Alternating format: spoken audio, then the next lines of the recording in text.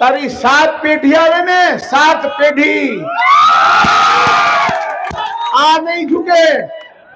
હું મારું જીવન ન્યોછાવર કરતો જ્યાં સુધી તને ભ્રષ્ટાચારી સાબિત ન કરી દઉં ત્યાં સુધી મારા જીવનના અંતિમ સમય સુધી તારી સામે હું લડાઈમાં રહેવા। મને ખબર છે કે તું 2, 4, 5 મહિનામાં 6 મહિનામાં રિટાયર થઈ જા, એ પછી પણ મારી લડાઈ હું તારી સાથે છોડીશ નહીં। તને પૂછવું હોય તો પૂછી લેજે કોડીનારના કડેલને ને શાસ્ત્રીને, સુપ્રીમ કોર્ટ સુધી અમે છોડ્યો નતો એને। અને તું તારે ભ્રષ્ટાચાર કરવા છે, તારે રૂપિયા ભેગા કરવા છે અને તું અમને દબાવ આવે છે એમ।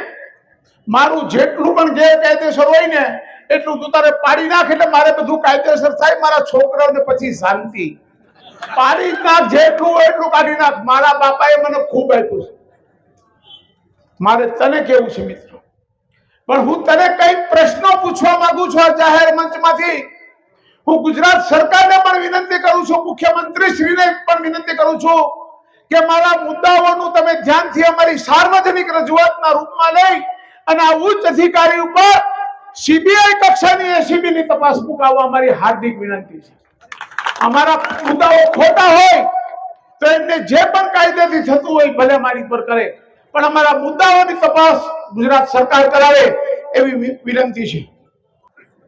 જેટલા ભ્રષ્ટાચારના આ જિલ્લાને લૂંટવાના જેટલા ભાઈએ કારનામા કર્યા છે એની હું જાહેર મંચ ઉપરથી ગુજરાત સરકાર પાસે હું માંગુ છું કે આની તપાસ થવી જોઈએ અને કોઈ પણ અધિકારી જો ભ્રષ્ટાચારમાં રતપ્રત હોય એની સામે અમે તપાસ માંગીએ છીએ। આ સોમનાથ ગીર સોમનાથ જિલ્લાના કલેક્ટર દિગ્વિજયસિંહ જાડેજા માટે અમે તપાસ માંગીએ છીએ। એનાથી જે પણ કાયદાથી થતું હોય મારી પર કરે, મને વાંધો નથી, પણ હું પ્રજાનો પ્રતિનિધિ છું અને પ્રજાએ મને ચૂંટ્યો છે। મારે ચોક્કસપણે કહેવું છે કે મારે મારા ઉપર પણ જોખમ લઈને જે કરવું પડે પ્રજા માટે હું કરીશ, કેમ કે મારી લડાઈ કોઈ સામાન્ય માણસ સાથે નથી। 5000 વર્ષ પહેલા આવ્યો તો મોહમ્મદ ગઝની, વિદેશથી આવ્યો તો સોમનાથને લૂંટવા માટે, અને આજે આ આપણો આધુનિક લાયસન્સદાર લૂંટેરો હમણાં આવ્યો છે આપણા સોમનાથ જિલ્લાને લૂંટવા માટે।